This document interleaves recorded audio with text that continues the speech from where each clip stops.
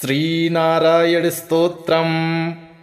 नारायणाय शुद्धाय शाश्वताय ध्रुवाय च भूतभव्यभवेशाय शिवाय शिवमूर्तये शिवयोनेः शिवाद्यायि शिवपूज्यतमाय च घोररूपाय महते युगान्तकरणाय च विश्वाय विश्वदेवाय विश्वेशाय महात्मने सहस्रोदरपादाय सहस्रनयनाय च सहस्रबाहवे चैव सहस्रवदनाय च शुचिस्रवाय महते ऋतुसंवत्सराय च ऋग्यजुःसामवक्त्राय अथर्वशिरसे नमः। हृषीकेशाय कृष्णाय द्रुहिडोरुक्रमाय च बृहद्वेगाय तार्क्ष्याय वराहायैकशृङ्गिणे शिपिविष्टाय सत्याय हरयेथ शिखण्डिने हुताशायोर्ध्ववक्त्राय रौद्रानीकाय साधवे सिन्धवे सिन्धुवर्षघ्ने देवानां सिन्धवे नमः। गरुत्मते त्रिनेत्राय सुधर्माय वृषाकृते सम्राडुग्रे संकृतये विरजे संभवे भवे वृषाय वृषरूपाय विभवे भूर्भुवाय च दीप्तश्रेष्ठाय यज्ञाय स्थिराय स्थविराय च अच्युताय तुषाराय वीराय च समाय च जिष्णवे पुरुहूताय वसिष्ठाय वराय च सत्येशाय सुरेशाय हरयेथ शिखण्डिने बर्हिषाय वरेण्याय वसवे विश्ववेधसे किरीटिने सुकेशाय वासुदेवाय शुष्मिणे बृहद्दुग्ध्यसुषेडाय युग्मे दुन्दुभये तथा भये सखाय विभवे भरद्वाजाभयाय च भास्कराय च चन्द्राय पद्मनाभाय भूरिणे पुनर्वसुभृतत्वाय जीवप्रभविषाय च वषट्काराय स्वाहाय स्वधाय निधनाय च ऋचे च यजुषे साम्ने त्रैलोक्यपतये नमः। श्रीपद्मायात्मसदृशे धरणीधारणे परे सौम्या सौम्यस्वरूपाय सौम्ये सुमनसे नमः। विश्वाय च सुविश्वाय विश्वरूपधराय च केशवाय सुकेशाय रश्मिकेशाय भूरिणे हिरण्यगर्भाय नमः।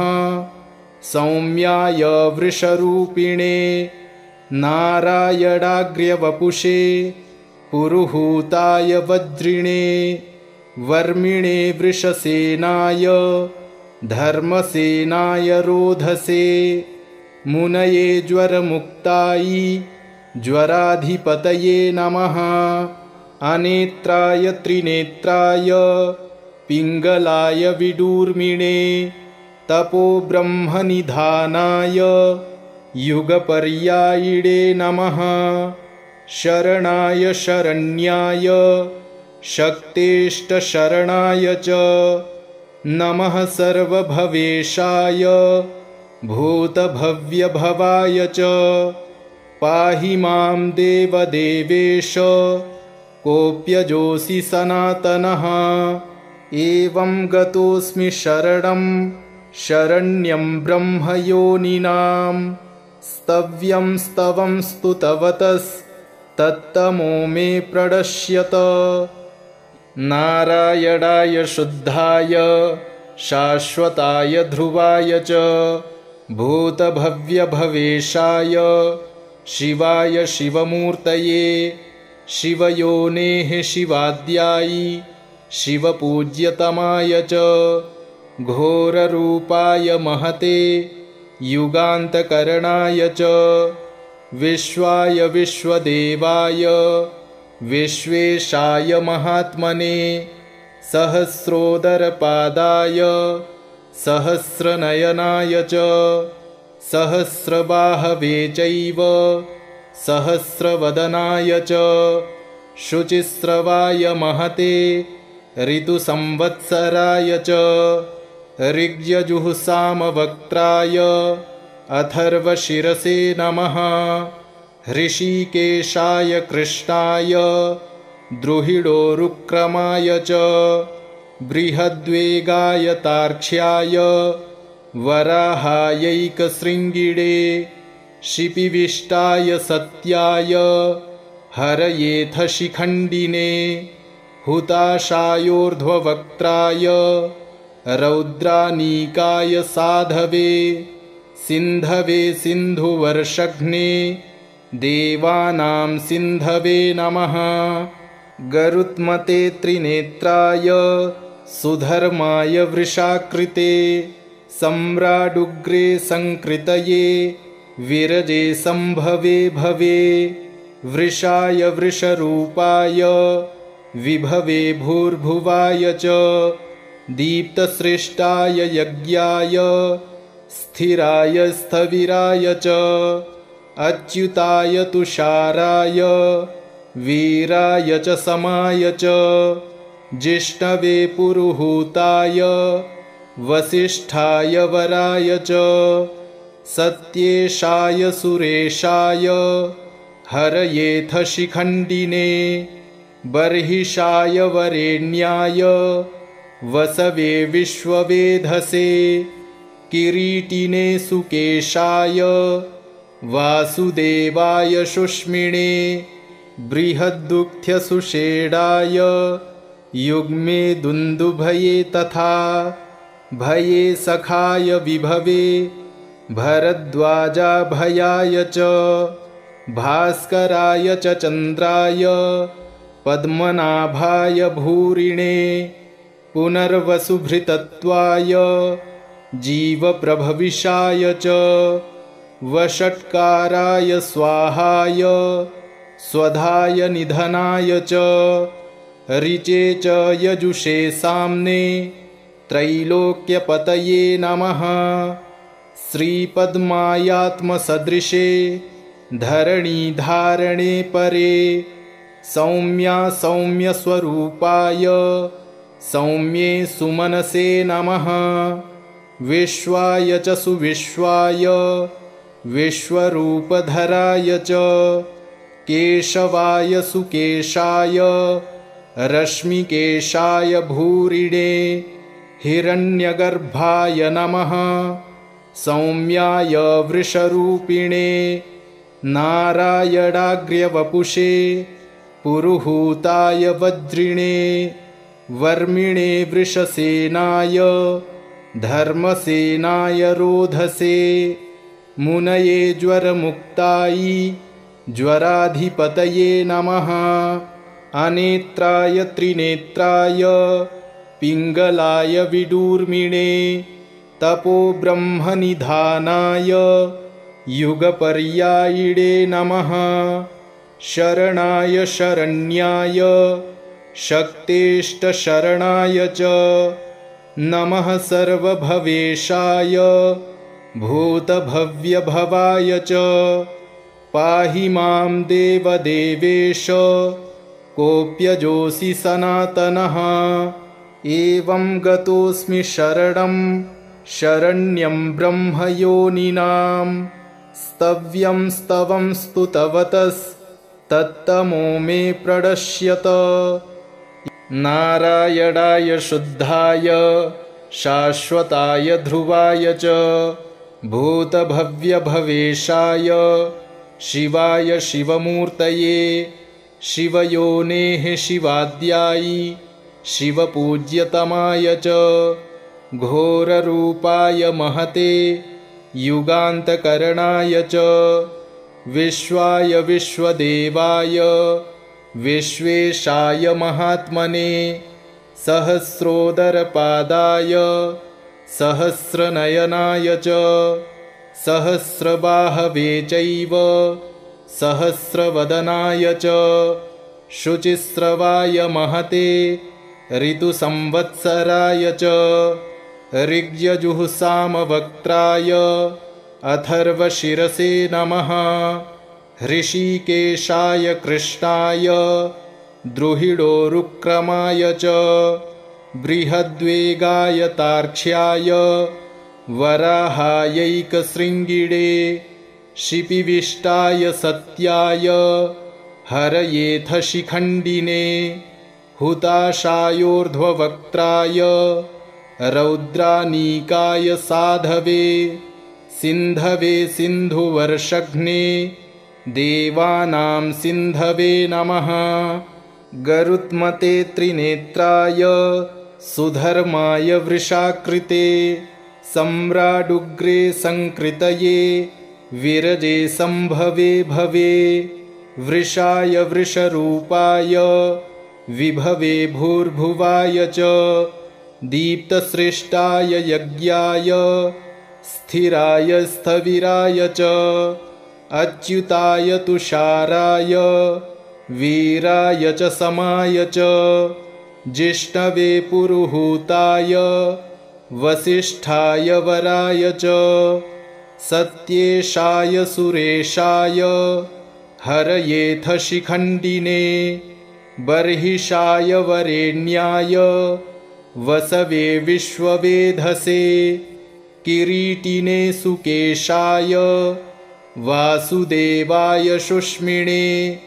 बृहद्दुःख्यसुषेडाय युग्मे दुन्दुभये तथा भये सखाय विभवे भरद्वाजाभयाय च भास्कराय च चन्द्राय पद्मनाभाय भूरिणे पुनर्वसुभृतत्वाय जीवप्रभविषाय च वषट्काराय स्वाहाय स्वधाय निधनाय च ऋचे च यजुषे साम्ने त्रैलोक्यपतये नमः।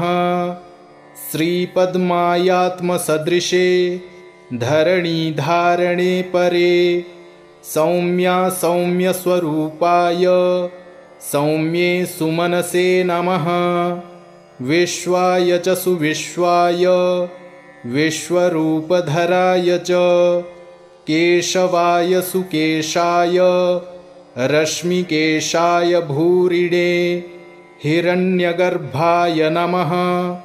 सौम्याय वृषरूपिणे नारायणाग्र्यवपुषे पुरुहूताय वज्रिणे वर्मिणे वृषसेनाय धर्मसेनाय रोधसे मुनये ज्वरमुक्तायै ज्वराधिपतये नमः। अनेत्राय त्रिनेत्राय पिङ्गलाय विडूर्मिणे तपोब्रह्मनिधानाय युगपर्यायिणे नमः।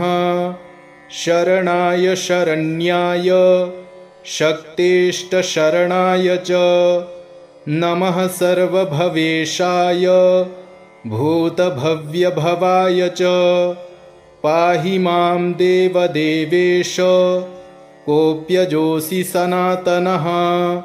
एवं गतोऽस्मि शरणं शरण्यं ब्रह्मयोनिनां स्तव्यं स्तवं स्तुतवतस्तत्तमो मे प्रणश्यत।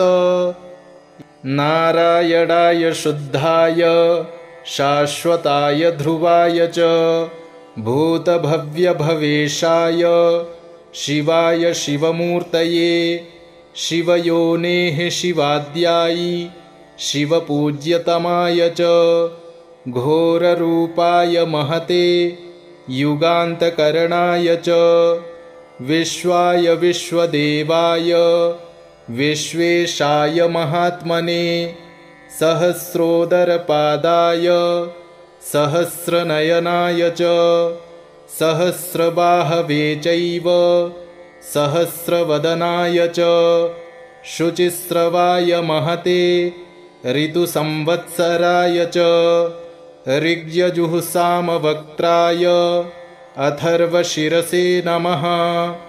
ऋषिकेशाय कृष्णाय द्रुहिडोरुक्रमाय च बृहद्वेगाय तार्क्ष्याय वराहायैकशृङ्गिणे शिपिविष्टाय सत्याय हरयेथ शिखण्डिने हुताशायोर्ध्ववक्त्राय रौद्रानीकाय साधवे सिन्धवे सिन्धुवर्षघ्ने देवानां सिन्धवे नमः।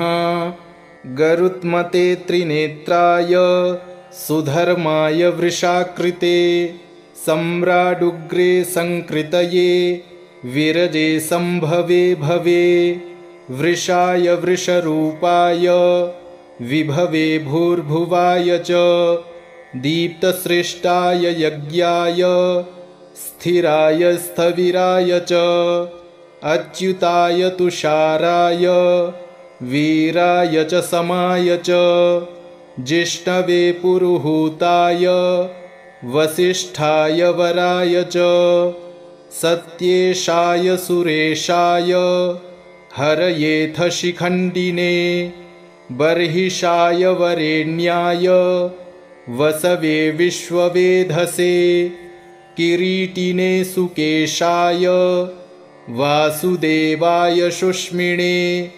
बृहद्दुःख्यसुषेडाय युग्मे दुन्दुभये तथा भये सखाय विभवे भरद्वाजाभयाय च भास्कराय च चन्द्राय पद्मनाभाय भूरिणे पुनर्वसुभृतत्वाय जीवप्रभविषाय च वषट्काराय स्वाहाय स्वधाय निधनाय च ऋचे च यजुषे साम्ने त्रैलोक्यपतये नमः।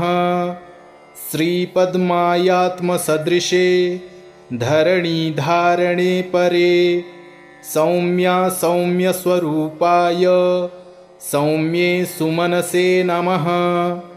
विश्वाय च सुविश्वाय विश्वरूपधराय च केशवाय सुकेशाय रश्मिकेशाय भूरिणे हिरण्यगर्भाय नमः। सौम्याय वृषरूपिणे नारायणाग्र्यवपुषे पुरुहूताय वज्रिणे वर्मिणे वृषसेनाय धर्मसेनाय रोधसे मुनये ज्वरमुक्ताय ज्वराधिपतये नमः। अनेत्राय त्रिनेत्राय पिङ्गलाय विडूर्मिणे तपोब्रह्मनिधानाय युगपर्यायिणे नमः। शरणाय शरण्याय शक्तेष्टशरणाय च नमः। सर्वभवेशाय भूतभव्यभवाय च पाहि मां देवदेवेश कोऽप्यजोऽसि सनातनः। एवं गतोऽस्मि शरणं शरण्यं ब्रह्मयोनिनां स्तव्यं स्तवं स्तुतवतस्तत्तमो मे प्रणश्यत। नारायणाय शुद्धाय शाश्वताय ध्रुवाय च भूतभव्यभवेशाय शिवाय शिवमूर्तये शिवयोनेः शिवाद्याय शिवपूज्यतमाय च घोररूपाय महते युगान्तकरणाय च विश्वाय विश्वदेवाय विश्वेशाय महात्मने सहस्रोदरपादाय सहस्रनयनाय च सहस्रबाहवे चैव सहस्रवदनाय च शुचिस्रवाय महते ऋतुसंवत्सराय च ऋग्यजुःसामवक्त्राय अथर्वशिरसे नमः।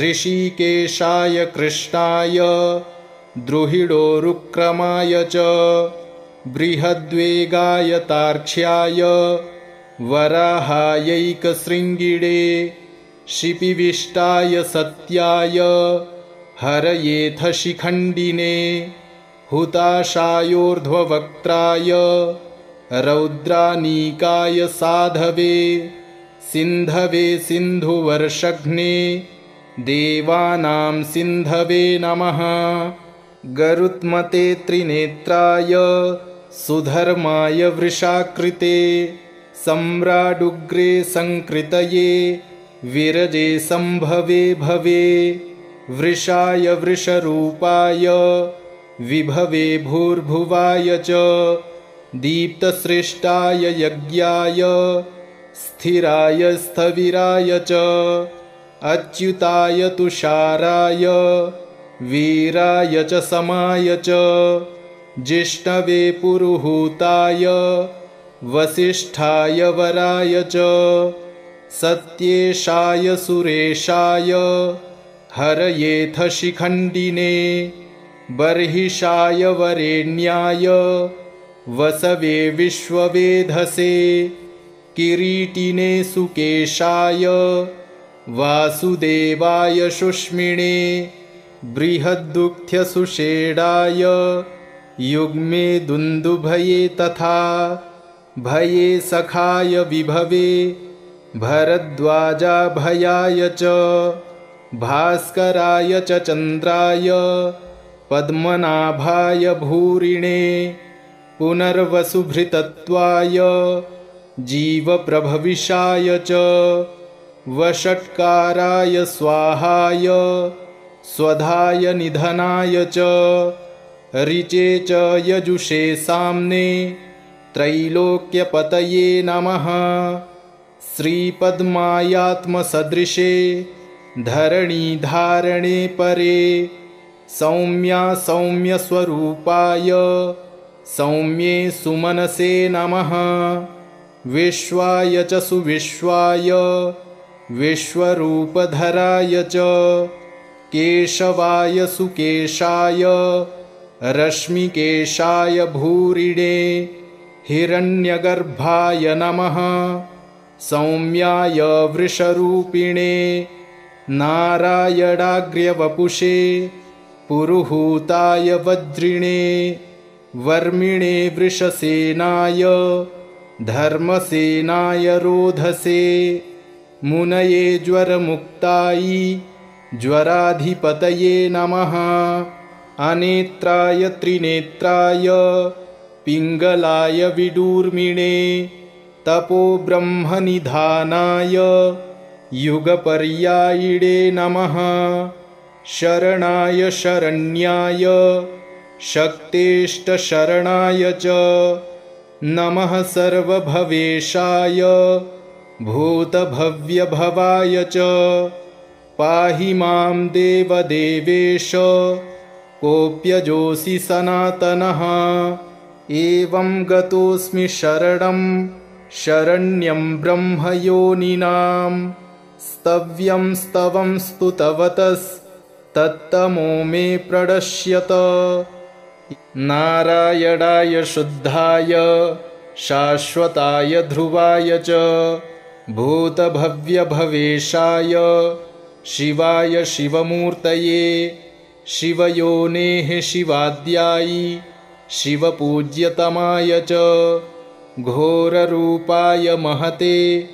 युगान्तकरणाय च विश्वाय विश्वदेवाय विश्वेशाय महात्मने सहस्रोदरपादाय सहस्रनयनाय च सहस्रबाहवे चैव सहस्रवदनाय च शुचिस्रवाय महते ऋतुसंवत्सराय च ऋग्यजुःसामवक्त्राय अथर्वशिरसे नमः ऋषिकेशाय कृष्णाय द्रुहिडोरुक्रमाय च बृहद्वेगाय तार्क्ष्याय वराहायैकशृङ्गिणे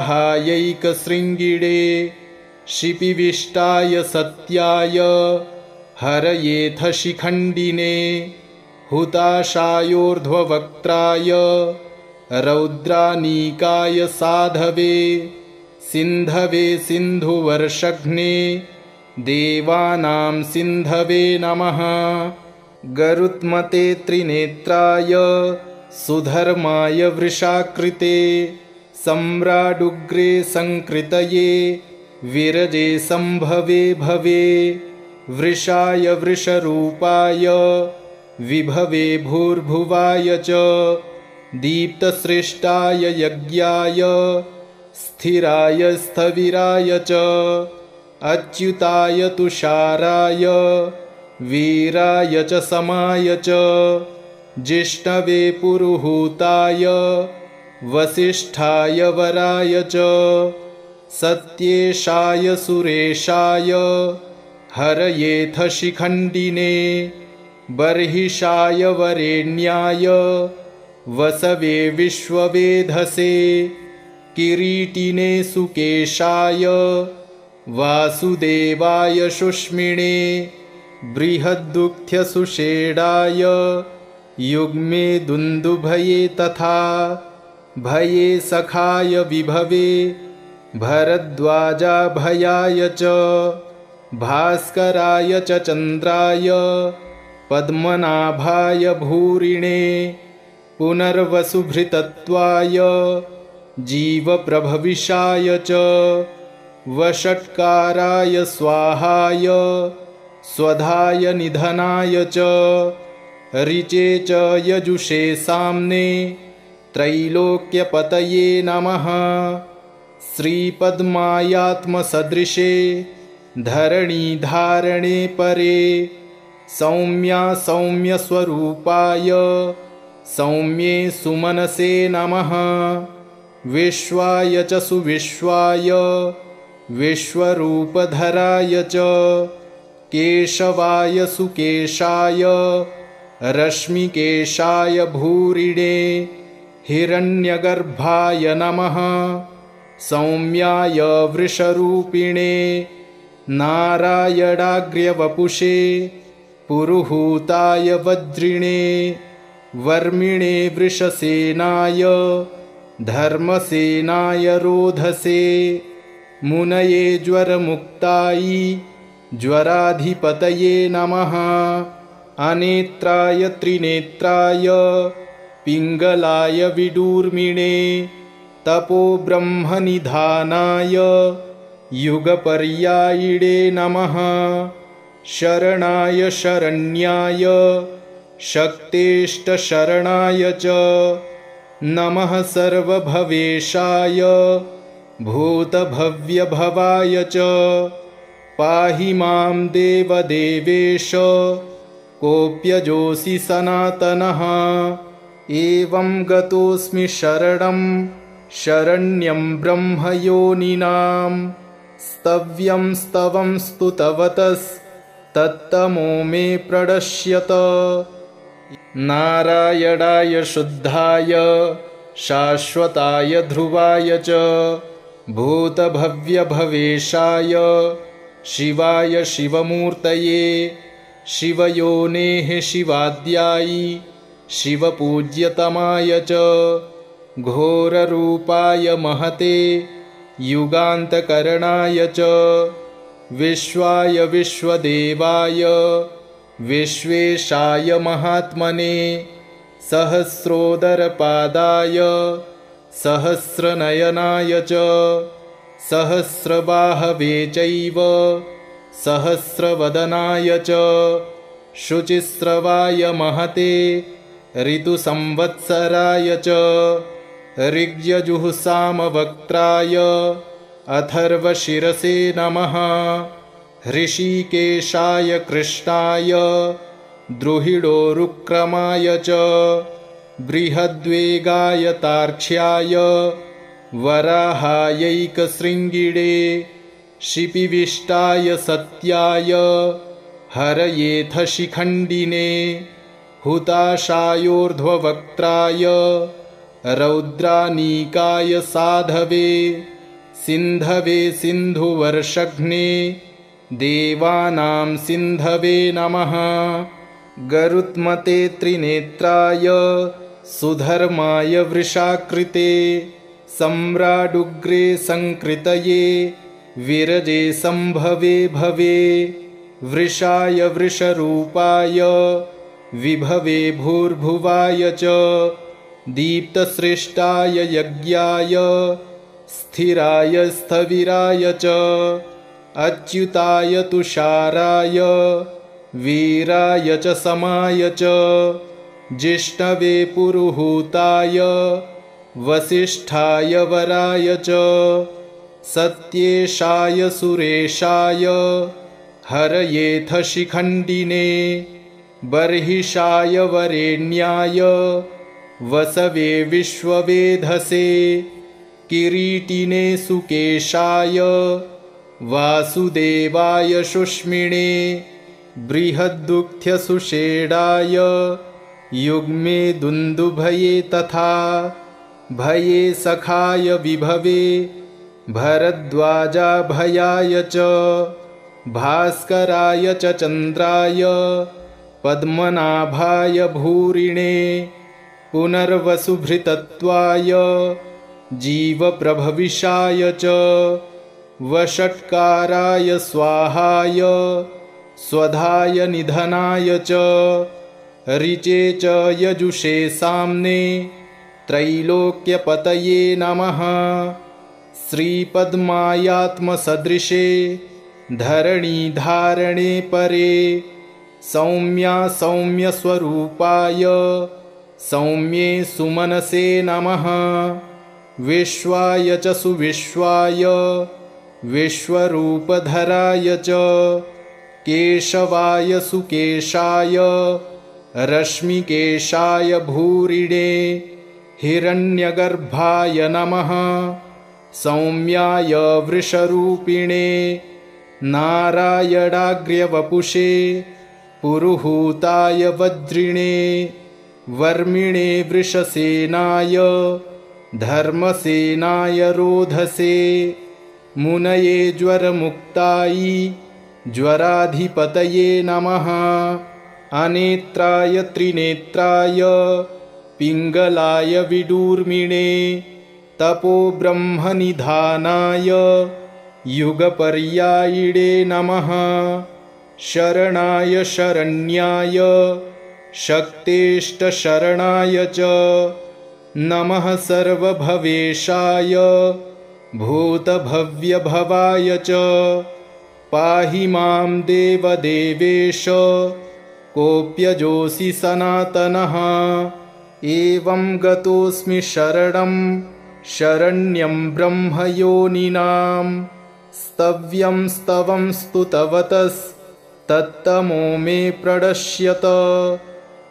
नारायणाय शुद्धाय शाश्वताय ध्रुवाय च भूतभव्यभवेशाय शिवाय शिवमूर्तये शिवयोनेः शिवाद्याय शिवपूज्यतमाय च घोररूपाय महते युगान्तकरणाय च विश्वाय विश्वदेवाय विश्वेशाय महात्मने सहस्रोदरपादाय सहस्रनयनाय च सहस्रबाहवे चैव सहस्रवदनाय च शुचिस्रवाय महते ऋतुसंवत्सराय च ऋग्यजुःसामवक्त्राय अथर्वशिरसे नमः।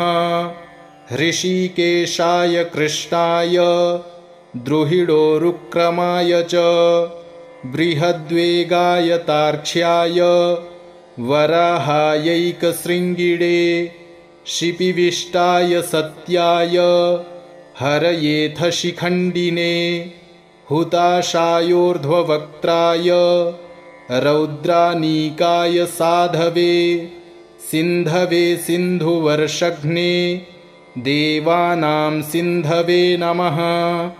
गरुत्मते त्रिनेत्राय सुधर्माय वृषाकृते सम्राडुग्रे संकृतये विरजे संभवे भवे वृषाय वृषरूपाय विभवे भूर्भुवाय च दीप्तसृष्टाय यज्ञाय स्थिराय स्थविराय च अच्युताय तुषाराय वीराय च समाय च जिष्णवे पुरुहूताय वसिष्ठाय वराय च सत्येशाय सुरेशाय हरयेथ शिखण्डिने बर्हिषाय वरेण्याय वसवे विश्ववेधसे किरीटिने सुकेशाय वासुदेवाय शुष्मिणे बृहद्दुःख्यसुषेडाय युग्मे दुन्दुभये तथा भये सखाय विभवे भरद्वाजाभयाय च भास्कराय च चन्द्राय पद्मनाभाय भूरिणे पुनर्वसुभृतत्वाय जीवप्रभविषाय च वषट्काराय स्वाहाय स्वधाय निधनाय च ऋचे च यजुषे साम्ने त्रैलोक्यपतये नमः श्रीपद्मायात्मसदृशे धरणीधारणे परे सौम्या सौम्यस्वरूपाय सौम्ये सुमनसे नमः विश्वाय च सुविश्वाय विश्वरूपधराय च केशवाय सुकेशाय रश्मिकेशाय भूरिणे हिरण्यगर्भाय नमः सौम्याय वृषरूपिणे नारायणाग्र्यवपुषे पुरुहूताय वज्रिणे वर्मिणे वृषसेनाय धर्मसेनाय रोधसे मुनये ज्वरमुक्तायै ज्वराधिपतये नमः अनेत्राय त्रिनेत्राय पिङ्गलाय विडूर्मिणे तपोब्रह्मनिधानाय युगपर्यायिणे नमः शरणाय शरण्याय शक्तेष्टशरणाय च नमः सर्वभवेशाय भूतभव्यभवाय च पाहि मां देवदेवेश कोऽप्यजोऽसि सनातनः एवं गतोऽस्मि शरणं शरण्यं ब्रह्मयोनिनां स्तव्यं स्तवं स्तुतवतस्तत्तमो मे प्रणश्यत इति श्रीमन्महाभारते अनुशासनपर्वणि नारायणस्तोत्रं सम्पूर्णम्।